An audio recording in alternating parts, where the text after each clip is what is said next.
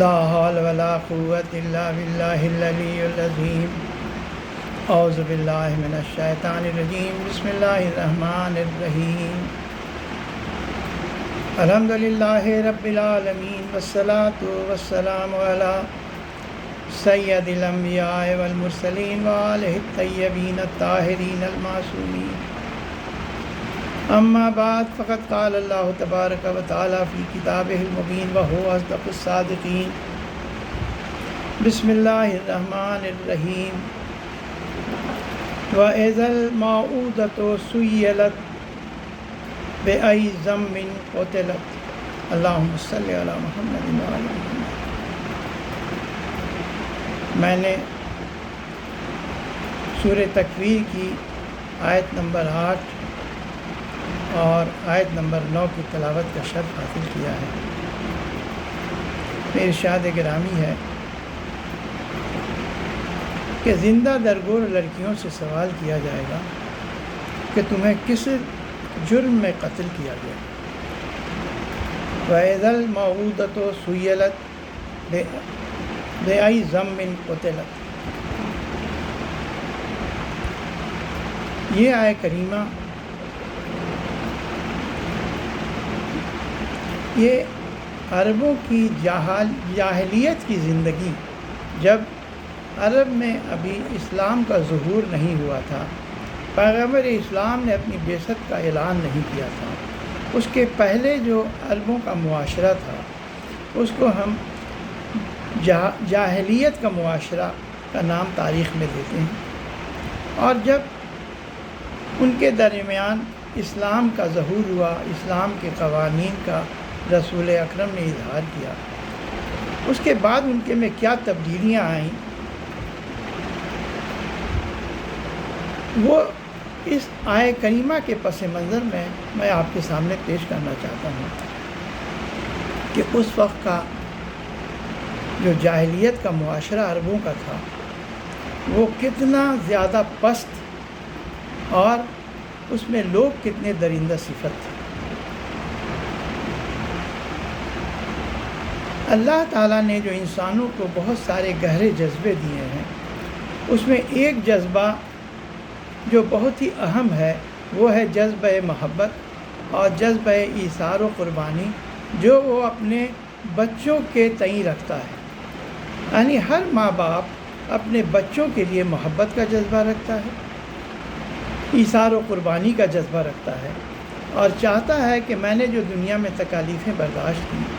میرے بچوں کو وہ تکالیفیں برداشت نہ کرنی پڑے، اس لیے جتنی اچھی سے اچھی تربیت ہم ان کی کر دیں، جتنی آرام اور آسائش ان کو زندگی میں پہنچا دیں۔ یہ اس محبت کا تقاضا ہے جو اللہ تعالیٰ نے انسانوں کے فطرت میں ودیت کیا ہے، انسانوں کے فطرت میں دیا ہے۔ لیکن کبھی کبھی یہی جذبہ وہ اس طرح یہ جذبہ بدل جاتا ہے، لوگ اس طرح اس جذبے کو جو عام طور سے بچوں کے لیے محبت کا جذبہ کی امید کیا جاتا ہے، لیکن انسانوں میں کبھی کبھی یہ جذبہ تب توڑ دیتا ہے، اور بجائے اس کے کہ ماں باپ اپنے بچوں کے لیے محبت اور ایثار و قربانی کا جذبہ رکھیں، وہی ماں باپ اپنے بچوں کے لیے ایک درندہ صفت بن جاتے ہیں، ظلم اور تعدی، اور جتنا بھی ان پر ظلم ہو سکتا ہے وہ ظلم ان پر روا رکھنا بھی اس کو صحیح سمجھتے ہیں۔ ایسا کیوں ہوتا ہے اور یہ ایسا معاشرہ کیوں ہو گیا؟ اور عربوں میں کیا یہ معاشرہ اسلام کے ظہور کے پہلے ان لوگوں میں یہ تھا؟ سب سے پہلی بات ہے جس آیہ کریمہ کا میں نے ابھی جس کی تلاوت کی اور جس کا میں نے ترجمہ بیان کیا کہ زندہ درگور لڑکیوں سے، درگور گور قبر کو کہتے ہیں، یعنی ایسی لڑکیاں جن کو زندہ زمین میں گاڑ دیا گیا، جن کو زندہ زمین میں دفن کر دیا گیا ہو، قیامت کے دن جب انہیں اٹھایا جائے گا تو ان سے سوال کیا جائے گا کہ تمہیں کس جرم میں قتل کیا گیا ہے۔ کوئی انسان آج کی تہذیب یافتہ زمانے میں اس بات کا تصور نہیں کر سکتا ہے کہ وہ باپ جسے اپنے بال بچوں کے لیے، اپنی بیٹیوں کے لیے خاص کر کے محبت کے جذبہ، ایثار و قربانی کے جذبے کی امید کی جاتی ہے، وہی باپ بچی کے پیدا ہونے پر اس عرب معاشرے میں وہ اپنی سخت انگلیاں بچی کے نازک گلے میں پیوست کر کے اسے گلا گھوٹ کر مار دیتا تھا، یا کبھی بچی جب پیدا ہوتی تھی تو اس کا گلا گھوٹ کر مار کے اسے پہاڑوں کے نیچے پھینک دیتا تھا، کبھی اس کو پانی میں ڈبا کر کے اس کو مار دیتا تھا، اور کبھی اسے زندہ قبر میں دفن کر دیتا تھا۔ یہ عربوں کے ہاں ایک رسم تھی۔ یہ دختر کشی کی رسم، اس کی وجہ یہ تھی کہ بہت زیادہ وہ اپنے کو سمجھتے تھے، ایک غلط قسم کا ان کے ذہن میں وہ غیرت کا جذبہ جاگ گیا تھا، اور اس کو وہ لڑکی کے پیدا ہونے کو وہ اپنی غیرت سے سمجھتے تھے کہ ہماری ناموس کی بے عزتی نہ ہو جائے، اس کو غیرت کو سے اس مسئلے کو سارے مسئلے کو جوڑتے تھے۔ آلوسی جو کہ ایک بڑا مشہور یہ تاریخ داں بھی ہے، اس نے اپنی کتاب میں لکھا ہے کہ عربوں میں اس زمانے میں دور جاہلیت میں غیرت کا جذبہ بڑا شدید تھا، اور وہ سمجھتے تھے کہ اگر ہمارے گھر میں اگر بیٹی پیدا ہوئی تو بیٹی کو کہیں اگر ہمیں اپنے پست خاندان میں شادی کرنی پڑی، یا کبھی ایسا ہوتا تھا کہ جو قبیلوں کی آپس میں لڑائی ہوتی تھی وہ ان کی عورتوں کو پکڑ کے لے جاتے تھے اور ان کی عزت اور ناموس پر بٹا لگا دیتے تھے، تو اس کے پہلے ہی وہ اپنی بیٹیوں کو قتل کر دینا سمجھتے تھے کہ یہ ان کی غیرت کا تقاضا ہے۔ یہ غلط قسم کے ان لوگوں نے اس طرح کے یہ پال رکھے تھے اپنے ذہن میں کہ وہ سمجھتے تھے کہ یہی غیرت ہے، جبکہ جب اسلام آیا، جو اسلام نے اپنی تعلیمات دی تو پوری طرح سے ان کی اس جاہلیت کی رسم کو ختم کرنے کے لیے کیا کیا کاوشیں کی ہیں، ان سب چیز کو میں انشاءاللہ بیان کروں گا، لیکن صرف ایک یہی جذبہ کار فرما نہیں تھا جس کی وجہ سے وہ اپنی لڑکیوں کو زندہ درگور کر دیتے تھے، زندہ کار کیا کرتے تھے۔ دوسری جو وجہ تھی عربوں میں وہ یہ تھی کہ وہ چونکہ جو جزیرہ عرب ہے وہ ریگستانی علاقہ ہے، پہاڑ بہت کثرت سے ہیں، وہاں زیادہ وہ زراعت وغیرہ تو ہوتی نہیں ہے، اور اکثر جو تھوڑی محدود زراعت ہوتی بھی ہے یا جو مال وغیرہ آتا بھی تھا تو وہاں قحط بہت پڑتے تھے، تو وہ اپنے بچوں کو اس وجہ سے بھی کہ کہیں وہ ہماری بیٹیوں کو اس قحط کا سامنا نہ پڑے یا مفلسی کے ڈر سے، غربت کے ڈر سے وہ اپنی بچیوں کو مار دیتے تھے، لیکن بچوں کے ساتھ وہ یہ سلوک روا نہیں رکھتے تھے، اس لیے کہ وہ سمجھتے تھے کہ بچے جو ہمارے ہیں وہ جب قبیلوں سے لڑائی ہوگی یا ہم ڈاکہ ڈالنے جائیں گے یا جو ان کی جو عام طور سے زندگی کا جو طریقہ تھا اس میں وہ بچوں کو اپنے لیے ایسٹ سمجھتے تھے اور لڑکیوں کو اپنے لیے لائبلٹی سمجھتے تھے، اور لڑکیوں پر وہ خرچ کرنا منع اپنے سمجھتے تھے کہ میرے شان کے خلاف ہے، یا جو بھی وجہ۔ اس کے کئی ایک اسباب تھے۔ ایک سبب تو یہ تھا کہ وہ اپنی لڑکیوں کو اس لیے اس کو زندہ درگور کر دیتے تھے، اس لیے قتل کر دیتے تھے کہ وہ اس کو اپنے عزت اور ناموس سے، اپنی غیرت سے جوڑتے تھے۔ دوسرے اس کے سبب یہ تھی کہ وہ مفلسی اور غربت کی وجہ سے اپنے بچیوں کو قتل کرتے تھے۔ تیسری وجہ یہ تھی کہ ان کا معاشرہ ایک ایسا معاشرہ تھا کہ جہاں جب ان کو ایک بچی کے پیدا ہونے کی خبر ملتی تھی تو ان کا چہرہ لال ہو جاتا تھا اور وہ اس کو بہت بے عزتی سمجھتے تھے اور وہ اپنی قوم سے چھپتے پھرتے تھے۔ وہ چاہتے تھے کہ یا تو ہم اس کو بے عزتی سمجھ کر کے اس لڑکی کو زندہ رہنے دیں یا اس کو ہم زندہ درگور کر دیں، یعنی ہم اس کو قتل کر دیں۔ یہ تیسرا اسباب تھا۔ اس کے علاوہ جو اسباب تھے اس کے ایک بہت اہم وجہ یہ تھی کہ اس میں لڑکا اور لڑکی کی تخصیص نہیں تھی۔ وہ اپنے بتوں کے سامنے، یعنی جن کو وہ خدا کا شریک بناتے تھے، ان کے سامنے جا کر کے وہ منتیں مانا کرتے تھے کہ میرے فلاں منت پوری ہو جائے گی یا ہمارے اتنے لڑکے پیدا ہو جائیں گے تو ہم ان کو اس میں ایک لڑکے کو اس بت کے آگے ہم قربان کر دیں گے۔ یہ رسم اتنی زیادہ تھی کہ خود ہماری مجلسوں میں بھی اکثر ایک واقعے کا ذکر کیا جاتا ہے کہ جناب عبداللہ جو کہ جناب عبد المطلب کے فرزند تھے اور جناب رسول خدا کے والد تھے، ان کو بھی کہا جاتا ہے کہ ان کے لیے بھی جناب عبد المطلب نے منت مانی تھی کہ جب میرے 10 بچے پیدا ہو جائیں گے تو میں ایک بچے کے بت کے آگے قربان کروں گا۔ یہ روایت گرچہ ہمارے مجلسوں میں پڑھی جاتی ہے، ہمارے کتابوں میں بھی ہے یہ، لیکن جو اس کے قرائن ہیں، جو اس کے سیاق و سباق ہیں، وہ ظاہر کرتے ہیں کہ یہ روایت بالکل ہی غلط ہے، یہ روایت بالکل ہی غلط ہے۔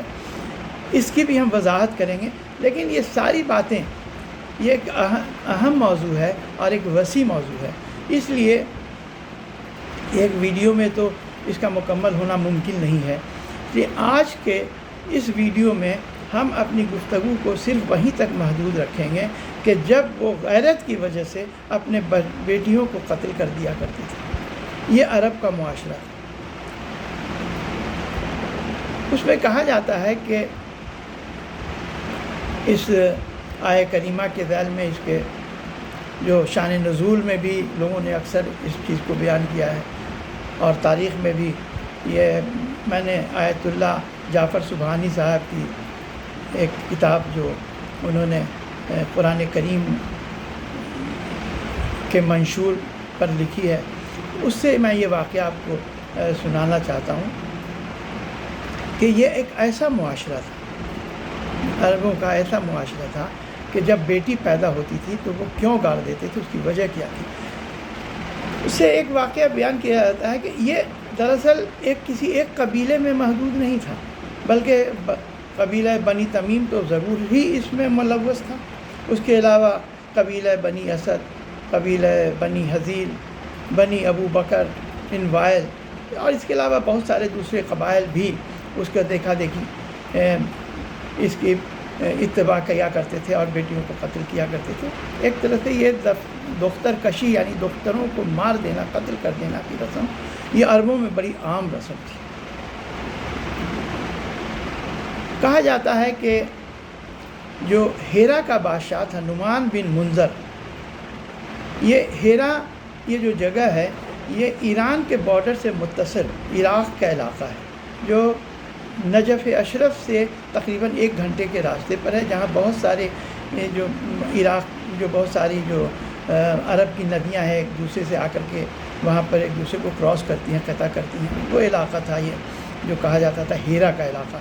وہاں پر گرچہ عرب قبائل کی حکومت تھی، لیکن وہ لوگ فارس حکومت کے زیر اثر تھے، اور وہاں فارس کی ایک مستقل وہاں فوج بھی رہتی تھی، گویا کہ وہ لوگ اس کے فارس کے حلیف تھے، اور اس کو ایک طرح سے بفر اسٹیٹ بنا کر کے ایران نے رکھا ہوا تھا۔ وہاں پر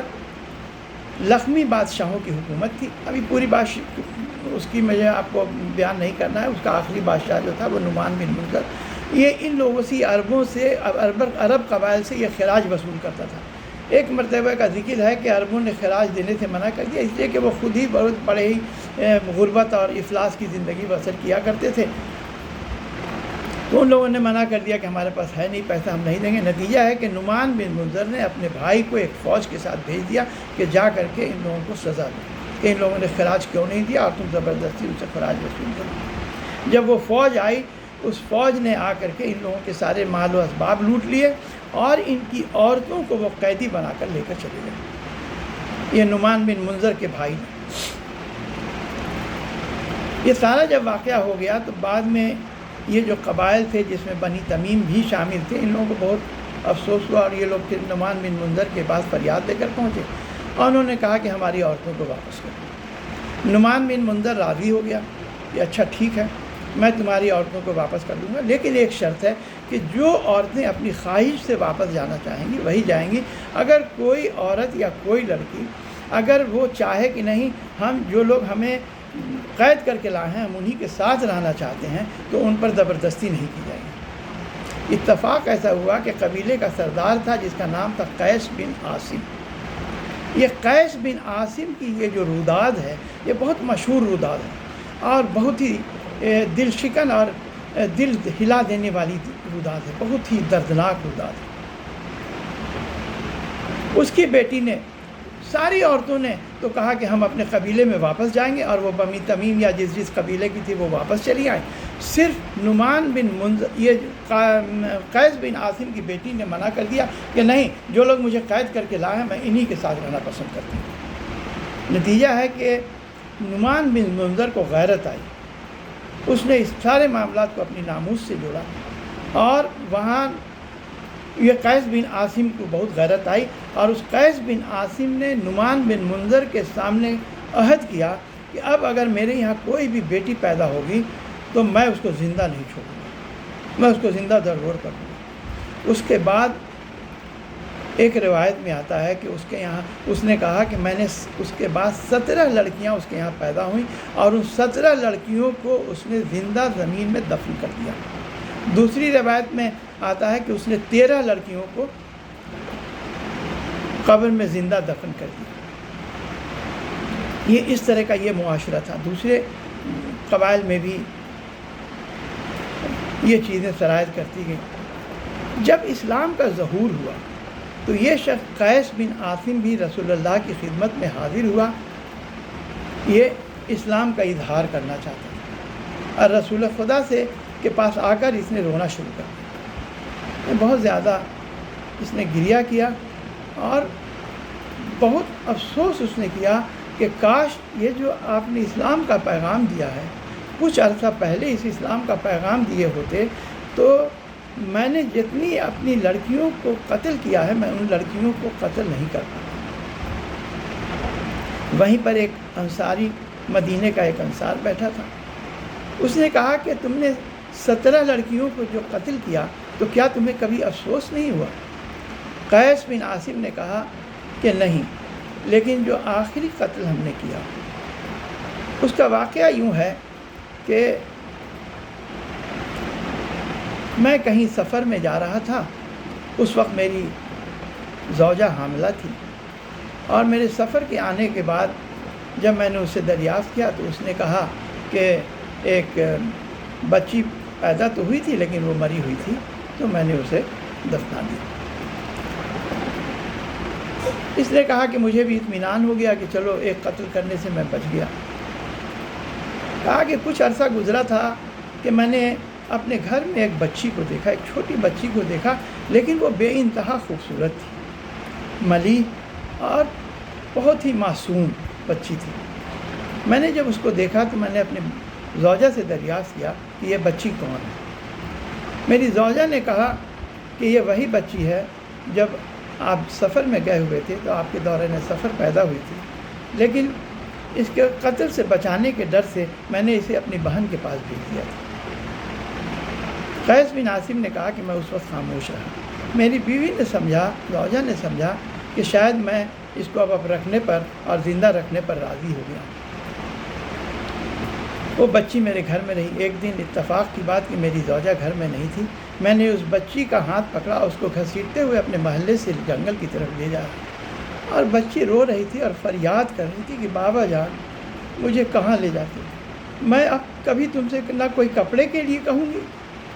اور نہ میں کبھی تمہارے دسترخوان پر بیٹھوں گی، مجھے تم چھوڑ دو۔ لیکن میرا دل اس پر نہیں پسیجا۔ میں اتنا شقی القلب اور درندہ صفت ہو چکا تھا کہ میں نے اس کو زبردستی گھسیٹتا ہوا میں اس کو لے گیا جنگل کی طرف۔ وہاں میں نے ایک گڑھا کھودا، اور بچی مستقل مجھ سے سوال کرتی رہی کہ تم یہ کیا کرنا چاہتی، میرے ساتھ تم کیا کرنا چاہتی؟ چھوٹی بچی تھی، وہ سمجھ بھی نہیں پائی۔ جب گڈھا گہرا ہو گیا تو میں نے اس بچی کو زبردستی اس میں دھکیل دیا، اور دھکیلنے کے بعد میں نے پوری قبر برابر کر دی۔ بچی چیختی رہ گئی، لیکن جب میں وہاں سے لوٹ رہا تھا اس وقت میرا دل رو دیا۔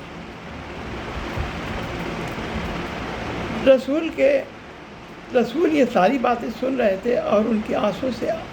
سے آنسو روا تھے۔ سارے لوگ رو رہے تھے، خود یہ قیس بن عاصم بھی رو رہا تھا، اور اس نے کہا اللہ کے رسول کاش کہ اسلام کا ظہور پہلے ہو جاتا تو میں اس اپنے قبیح فعل سے، اس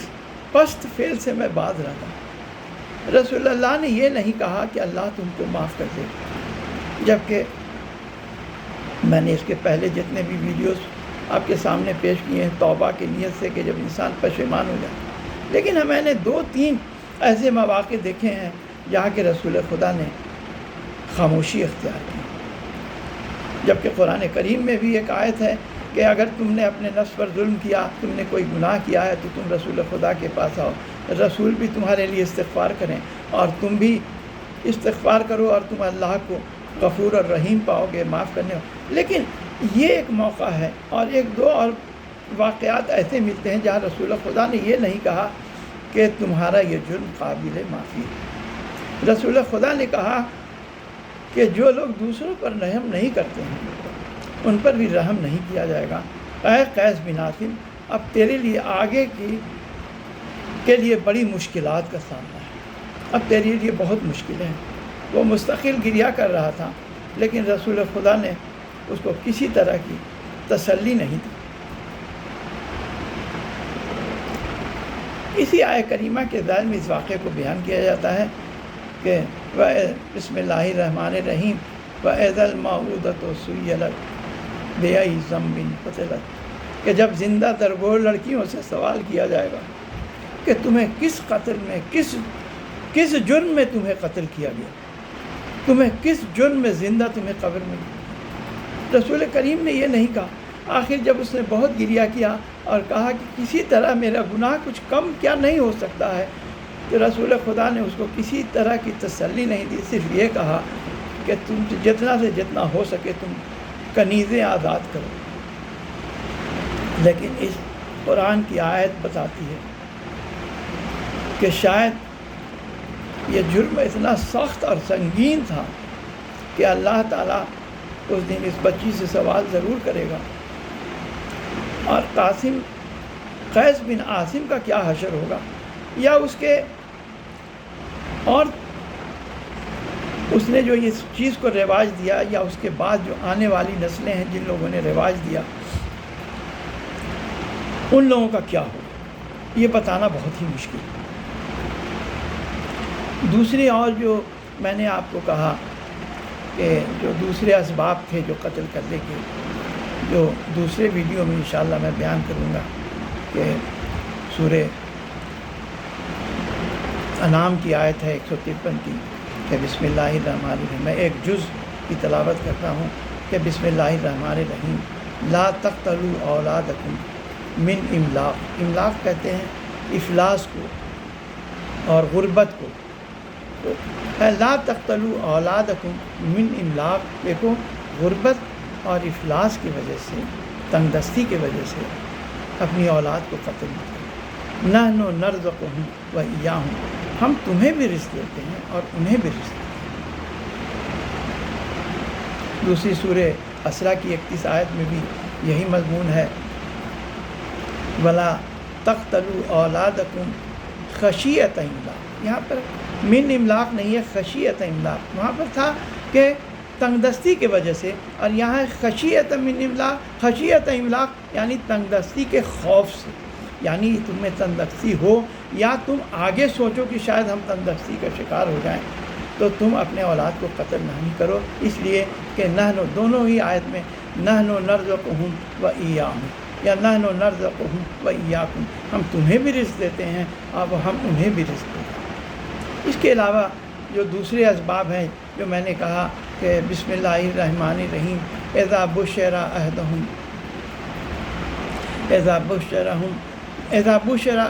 بالانثیٰ، جب انہیں بیٹی کے پیدائش کے بارے میں بتایا جاتا تھا، ظل وجہہ وہو کظیم، تو ان کا چہرہ لال ہو جاتا تھا، غصے میں وہ کانپنے لگتے تھے۔ ما بشر بہ، کہ کیسی بری خبر سنی، یتوارا من القوم من سوء، اور وہ اپنے قوم میں چھپتا پھرتا تھا، اور سوچتا تھا کہ میں اس کو زندہ رہنے دوں یا اس کو میں زندہ دفن کر دوں، کیسا برا یہ لوگ۔ اب اس ویڈیو کا کیونکہ وقت ختم ہو رہا ہے، اسی عنوان کو اگلے ویڈیو میں انشاءاللہ دوسرے اسباب پر ہم لوگ روشنی ڈالیں گے۔ صرف ایک بات کی وضاحت کرنا چاہتا ہوں کہ پہلے زیادہ تر جو مرد حضرات تھے وہ لوگ इस जुर्म के मुर्तकब होते थे। लेकिन मुआशरे में सारे लोग इस जुर्म के हामी नहीं थे। बहुत से लोग ऐसे थे जो इस जुर्म को कबीह समझते थे और उन लोगों को तंबीह भी करते थे। सब लोग इस पर राज़ी नहीं थे। लेकिन आज के दौर में फ़र्क ये है कि उस ज़माने में साइंस और टेक्नोलॉजी इतना एडवांस नहीं हुई थी, इतना ज़्यादा आगे नहीं थी, इसलिए वो इंतज़ार करते थे कि हमारा बेटा पैदा होता है या बेटी पैदा होती है। और जब बेटी पैदा होती थी तो वो ज़िंदा गाड़ दिया करते थे। इसके बारे में उनके शायरों ने भी बहुत सारे अशआर कहे हैं और भी उनके लिटरेचर में, अरबों की लिटरेचर में जो जहालत के ज़माने में है। इंशाअल्लाह अगले वीडियो में उन सब चीज़ों की मैं वजाहत करूँगा कि ये कैसा ख़ास मुआशरा था। ये दीन इस्लाम चूँकि हम पैदा हुए हैं इस ज़माने में कि हमें चूँकि मुफ्त में ये मिल गया है तो हम इसकी कदर नहीं करते, वरना उस ज़माने में जो दौर जहालत में लोग थे और जब बाद में जब इस्लाम की रोशनी फैली तो वो लोग पछताते थे कि काश ये पहले इस इस्लाम की रोशनी फैल गई होती वो लोग। लेकिन उसमें भी कुछ लोग शकीउल क़ल्ब थे, रहे, कुछ मुनाफिकीन भी थे। सारे लोग बाईमान नहीं हुए बाद में, लेकिन सब दिल से जानते थे कि इस्लाम के जो उसूल हैं वो कितने अच्छे हैं और ये जो ज़िंदगी जो इस्लाम ने बताई है, जो तरीक़ा हमें बताया है जीने का, ये कितना आला और अरफा है। इससे किसी को भी इनकार नहीं था। उसके अलावा भी बहुत सारे इसके असबाब हैं। चूँकि मेरा शिआर रहा है कि मैं साथ में कुछ बातें दौर हाजिर की और आशूरा के हवाले से भी पढ़ता हूँ। तो आज के ज़माने में, चूँकि उस ज़माने में साइंस और टेक्नोलॉजी इतना एडवांस नहीं थी, इसलिए वो इंतज़ार करते थे उस वक्त तक का जब तक कि बच्चा तवल्लुद ना हो जाए, बच्चा पैदा ना हो जाए कि लड़की है कि लड़का है। आज के ज़माने में चूँकि हम हमल में ही जब बच्चा है उस वक्त ही सेक्स डिटर्मिनेशन कर लेते हैं, तो आज भी वो दुख्तरकशी की रस्म किसी न किसी तरह से हमारे मुआशरे में आज भी राइज है, जिसे हम कभी फैमिली प्लानिंग का नाम देते हैं, कभी हम कहते हैं कि नहीं पॉपुलेशन एक्सप्लोजन हो रहा है और ज़मीन की जो सलाहियत है कि वो उन लोगों के लिए जो वसाइल मुहैया करे वो महदूद है, जबकि ये जो हमारे पॉपुलेशन की ये सारे जो दलाइल हैं, ये सारी जो दलीलें हैं बहुत ही कमज़ोर हैं और किस वजह से हैं इस चीज़ की हम वजाहत अगले वीडियो में इंशाअल्लाह करेंगे। लेकिन आज भी हम उन्हीं दुख्तरकशी के, हो सकता है कि आप